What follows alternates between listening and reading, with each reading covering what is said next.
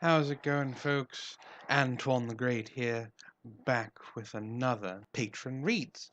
And this one comes from Doom Machine. Apparently he's a very big fan of Theodore Roosevelt, and he has asked me to read The Strenuous Life. And this was an address at the Hamilton Club in Chicago, Illinois, on April 10th, 1899. I will do my best to give Mr. Roosevelt the respect he deserves. In speaking to you, men of the greatest city of the West, men of the state which gave to the country Lincoln and Grant, men who preeminently and distinctly embody all that is most American in the American character, I wish to preach, not the doctrine of ignoble ease, but the doctrine of a strenuous life. The life of toil and effort, of labor gold strife, to preach that highest form of success which comes, not to the man who desires mere easy peace, but to the man who does not shrink from danger, from hardship, or from bitter toil, and who out of these wins the splendid ultimate triumph. A life of slothful ease, a life of that peace which springs merely from the lack either of desire or of power to strive against great things, is a little worthy of a nation as an individual. I ask only that what every self-respecting American demands from himself and his sons shall be demanded of the American nation as a whole. Who among you would teach your boys that peace is to be the first consideration in their eyes, to be the ultimate goal after which they strive? You men of Chicago have made this city great. You men of Illinois have done your share, and more than your share, in making America great, because you neither preach nor practice such a doctrine. You work yourselves, and you bring up your sons to work. If you are rich and worth your salt, you will teach your sons that though they may have leisure, it is not to be spent in idleness. For wisely used leisure merely means that those who possess it, being free from the necessity of working for their livelihood, are all the more bound to carry on some kind of non-remunerative work in science, in letters, in art, in exploration, in historical research, work of the type we most need in this country, the successful carrying out of which reflects most honor upon the nation. We do not admire the man of timid peace.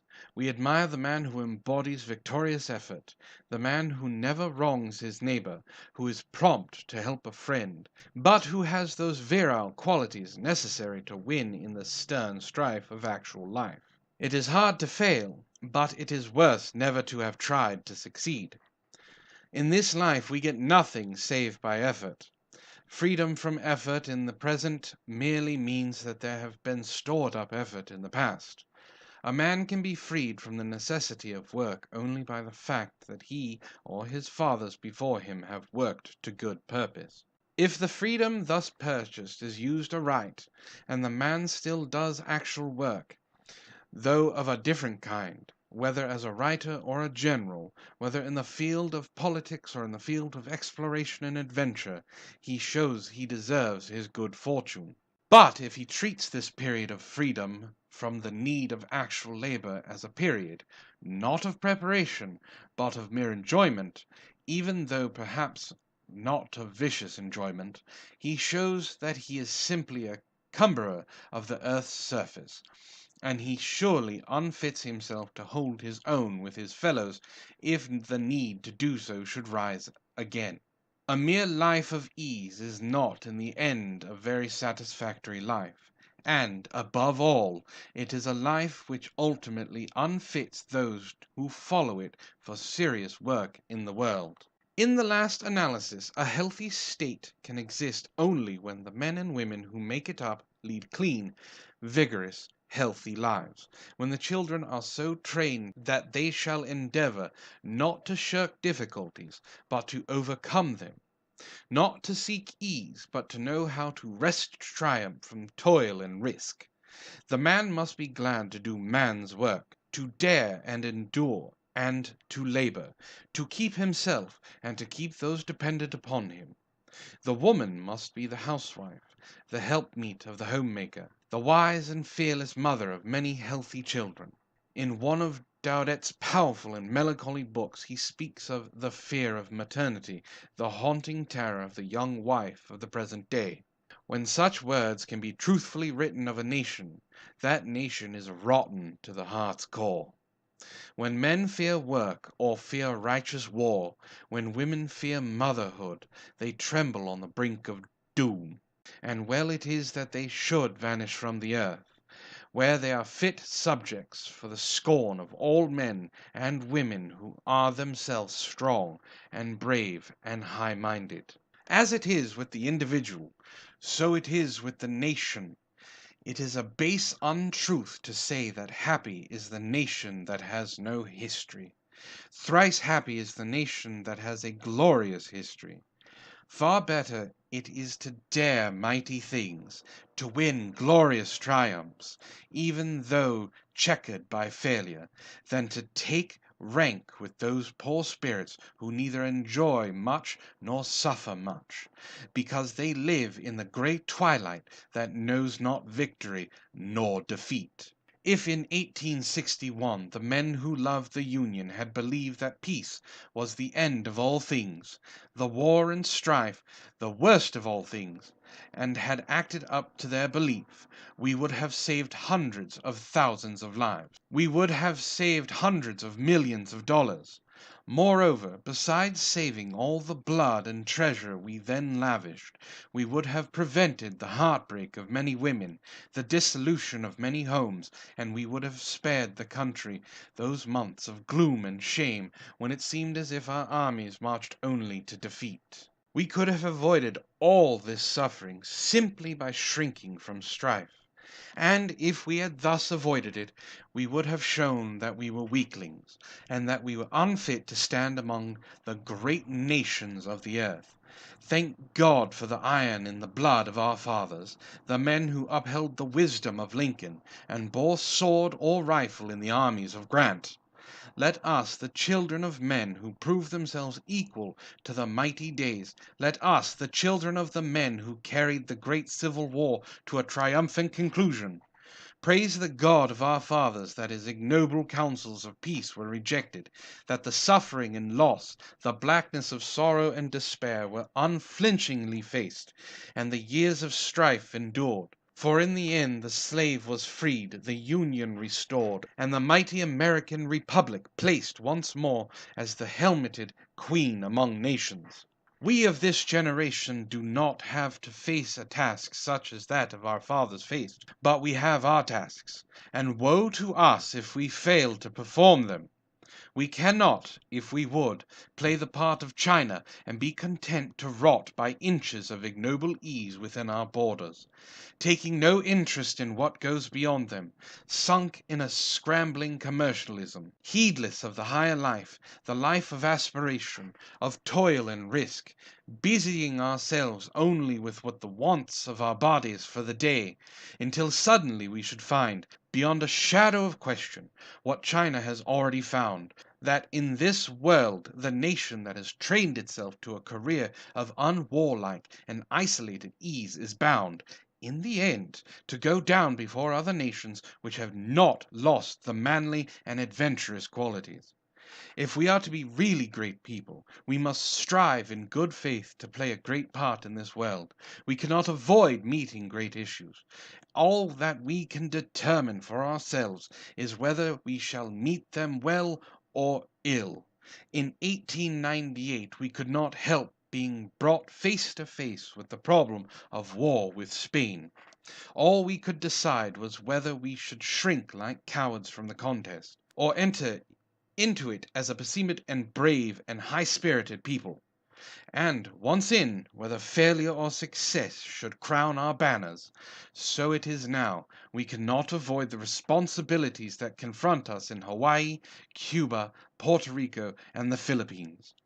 All we can decide is whether we shall meet them in a way that will redound to the national credit, or whether we shall make of our dealings with these new problems a dark and shameful page in our history. To refuse to deal with them at all merely amounts to dealing with them badly. We have a given problem to solve. If we undertake the solution, there is, of course, always danger that we may not solve it aright. But to refuse to undertake the solution simply renders it certain that we cannot possibly solve it aright. The timid man, the lazy man, the man who distrusts his country, the over-civilized man who has lost the great fighting, masterful virtues, the ignorant man, and the man of dull mind, whose soul is incapable of feeling the mighty lift that thrills stern men with empires in their brains, all these, of course, shrink from seeing the nation undertake its new duties, shrink from seeing us build a navy and an army adequate to our needs, shrink from seeing us do our share of the world's work by bringing order out of chaos in the great, fair tropic islands from which the valor of our soldiers and sailors have driven the Spanish flag. These are men who fear the strenuous life, who fear the only national life which is really worth leading. They believe in that cloistered life which saps the hardy virtues in a nation, as it saps them in the individual, or else they are wedded to the base spirit of gain and greed which recognizes in commercialism the be-all and end-all of national life. Instead of realizing that, though an indispensable element, it is, after all, but one of the many elements that go to make up true national greatness. No country can long endure if its foundations are not laid deep in the material prosperity which comes from thrift, from business, energy, and enterprise, from hard, unsparing effort in the field of industrial activity. But neither was any nation ever yet truly great if it relied upon material prosperity alone. All honor must lie paid to the architects of our material prosperity, to the great captains of industry who have built our factories and our railroads, to the strong men who toil for wealth with brain or hand, for great is the debt of the nation to these and their kind. But our debt is yet greater to the melt whose highest type is to be found in the statesman like Lincoln, a soldier like Grant. They showed by their lives that they recognized the law of work, the law of strife. They toiled to win a competence for themselves and those dependent upon them. But they recognized that there were yet other and even loftier duties, duties to the nation and duties to the race. We cannot sit huddled within our own borders and avow ourselves merely an assemblage of well-to-do hucksters who care nothing for what happens beyond.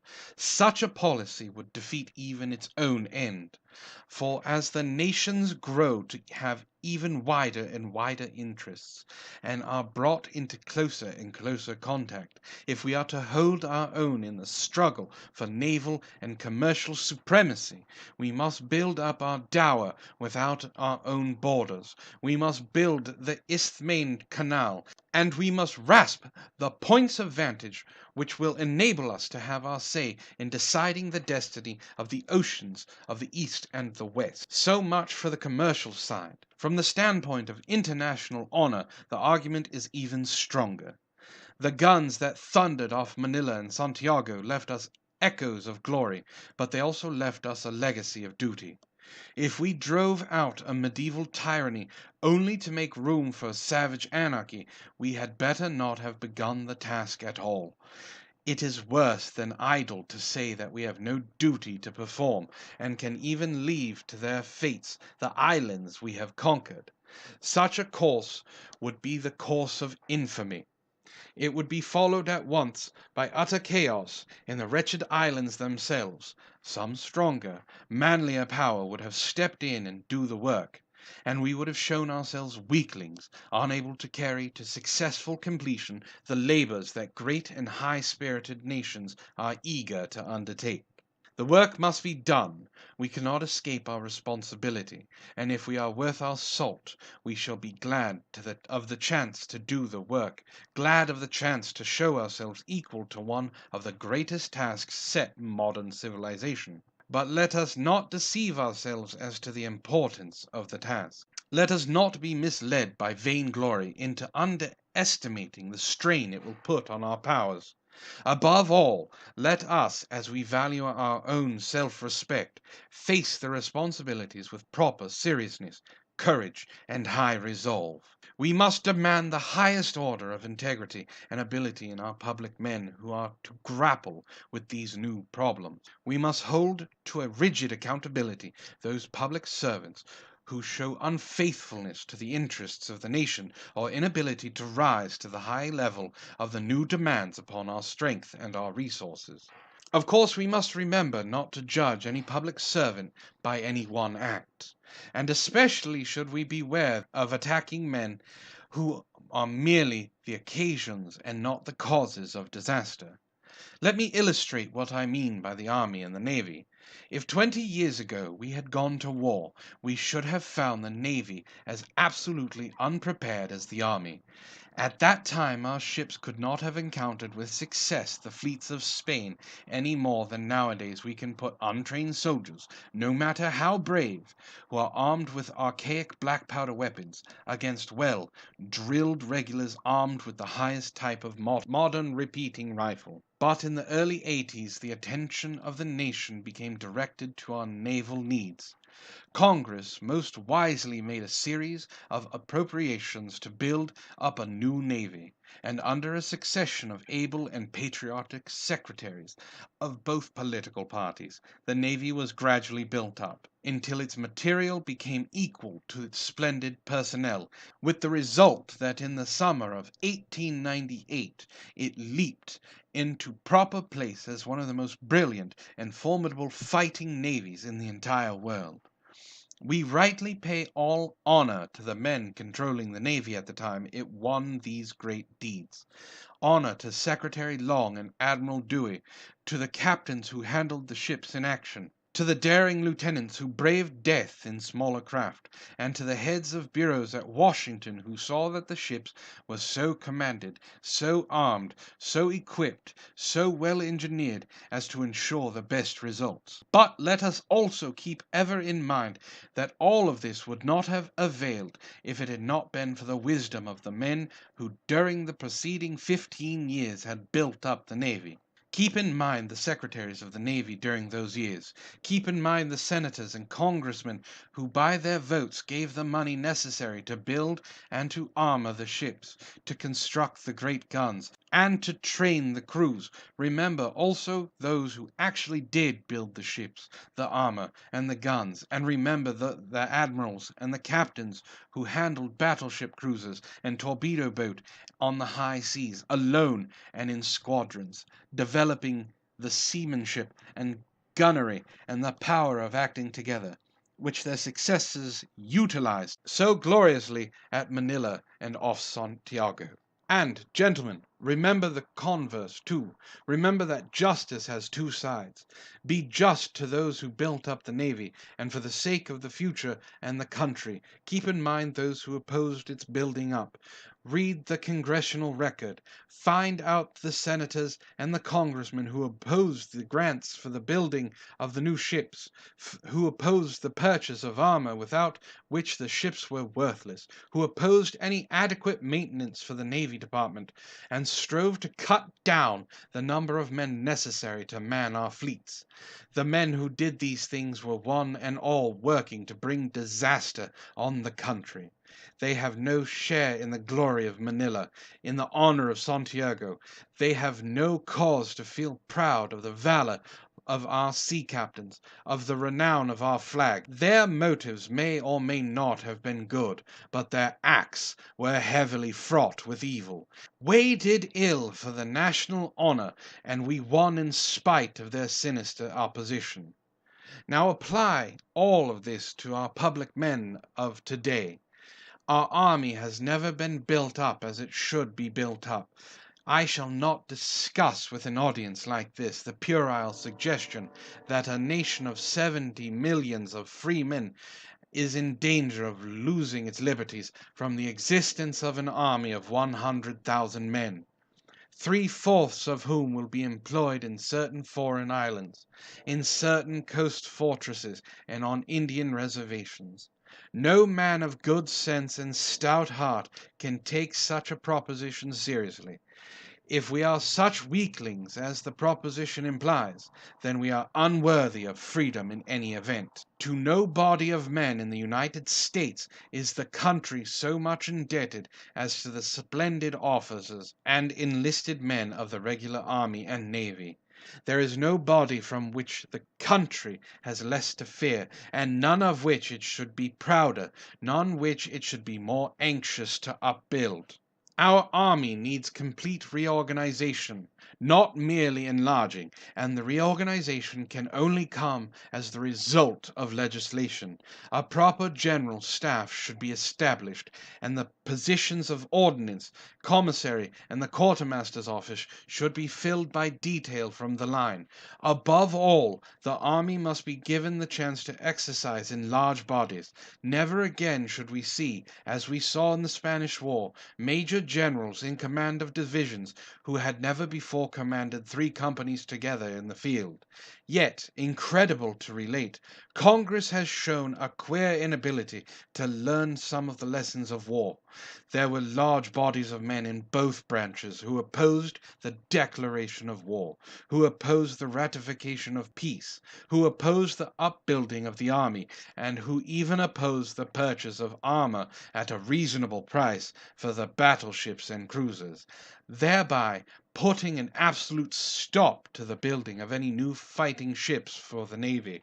If, during the years to come, any disaster should befall our arms, afloat or ashore, and thereby any shame come to the United States, remember that the blame will lie upon the men whose names appear upon the roll calls of Congress on the wrong side of these great questions. On them will lie the burden of any loss of our soldiers and sailors, of any dishonor to the flag, and upon you and the people of this country will lie the blame if you do not repudiate, in no unmistakable way, what these men have done. The blame will not rest upon the untrained commander of untried troops, upon the civil officers of a department the organization of which has been left utterly inadequate, or upon the admiral with an insufficient number of ships, but upon the public men who have so lamentably failed in forethought as to refuse to remedy these evils long in advance, and upon the nations that stands behind those public men. So, at the present hour, no small share of the responsibility for the blood shed in the Philippines, the blood of our brothers, and the blood of their wild and ignorant foes, lies at the thresholds of those so long delayed the adoption of the treaty of peace, and of those who by their worse than foolish words deliberately invited a savage people to plunge into war fraught with sure disaster for them, a war, too, in which our own brave men, who follow the flag, must pay with their blood for the silly mock humanitarianism of the prattlers who sit at home in peace. The army and the navy are the sword and shield of which this nation must carry if she is to do her duty among the nations of the earth, if she is not to stand merely as the China of the Western Hemisphere. Our proper conduct towards the tropic islands we have wrested from Spain is merely the form in which our duty has taken at the moment. Of course, we are bound to handle the affairs of our own household as well. We must see that there is no civic honesty, civic cleanliness, civic good sense in our home administration of city, state, and nation.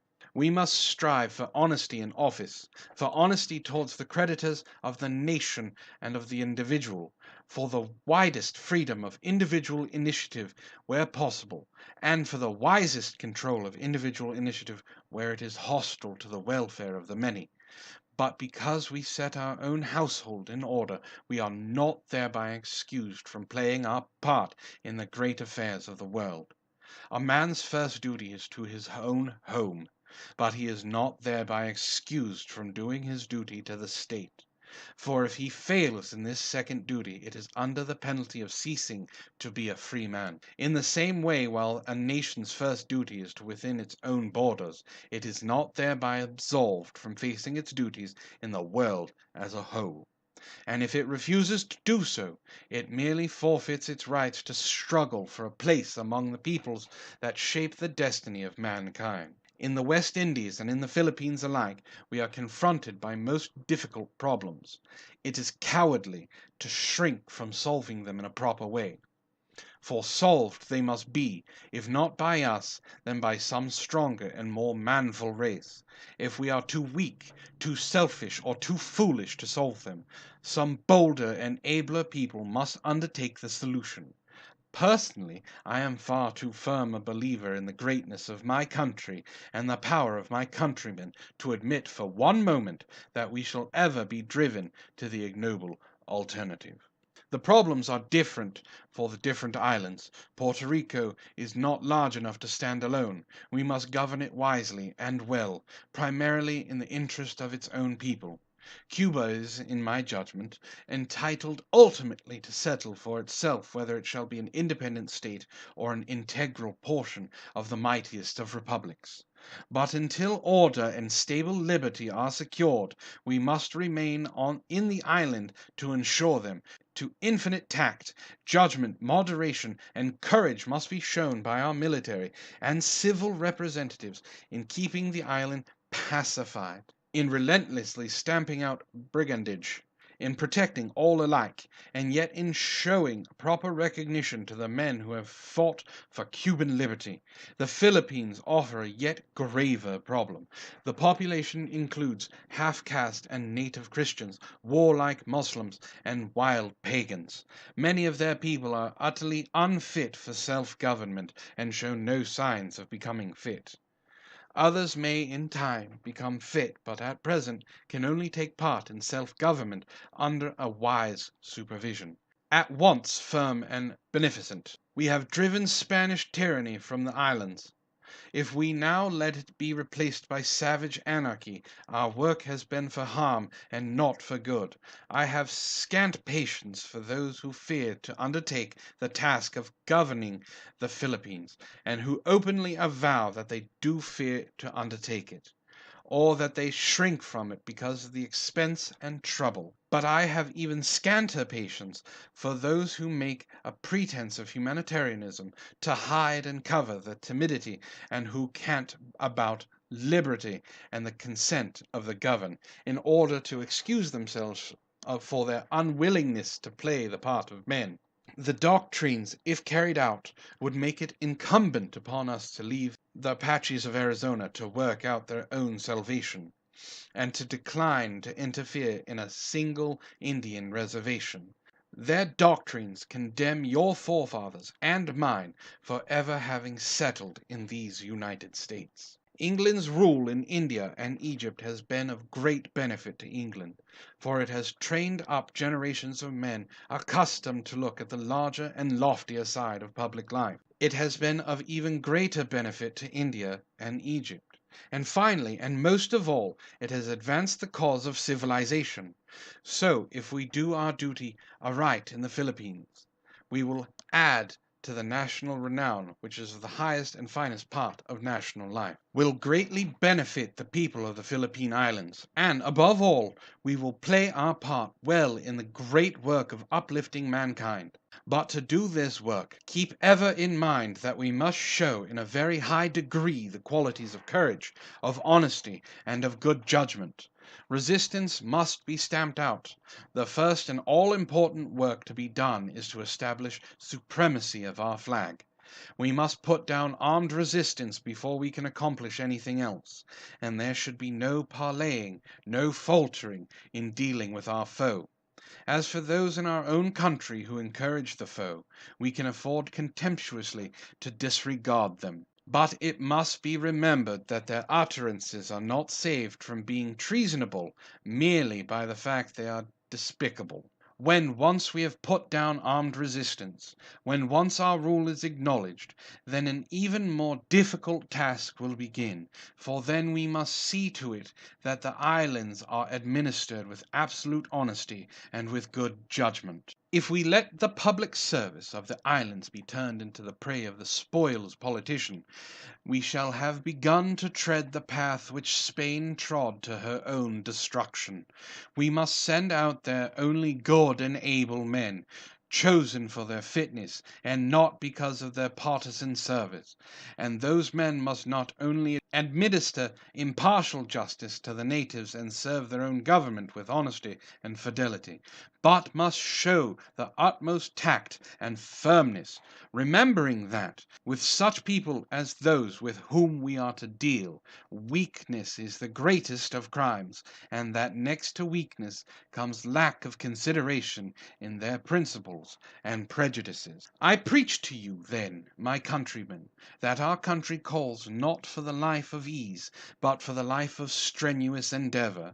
The 20th century looms before us big with the fate of many nations. If we stand idly by, if we seek merely swollen, slothful ease and ignoble peace, if we shrink from the hard contests where men must win at hazard of their lives and at the risk of all they hold dear, then the bolder and stronger peoples will pass us by, and will win for themselves the domination of the world. Let us therefore boldly face the life of strife, resolute to do our duty well and manfully, resolute to uphold righteousness by deed and by word, resolute to be both honest and brave, to serve high ideals, yet to use practical methods. Above all, let us shrink from no strife, moral or physical, within or without the nation, provided we are certain that the strife is justified, for it is only through strife, through hard and dangerous endeavor, that we shall ultimately win the goal of true national greatness. Well, good God damn! There's a reason Teddy Roosevelt is looked upon as one of the greatest presidents of the United States, and this is one of the reasons why. The man's words are impactful. This speech should be given to every president to read over when they are elected today, and it would actually put a lot of things into perspective. He called out the politicians that decided to go against certain policies and basically said, hey, if we fail, it's your fault. This read was given to us by Doom Machine, and I can't thank him enough. This was very inspiring, very impactful. I hope you all join me for the next one. And if you'd like to be a part of this and have me read something for you, all you have to do is become a patron.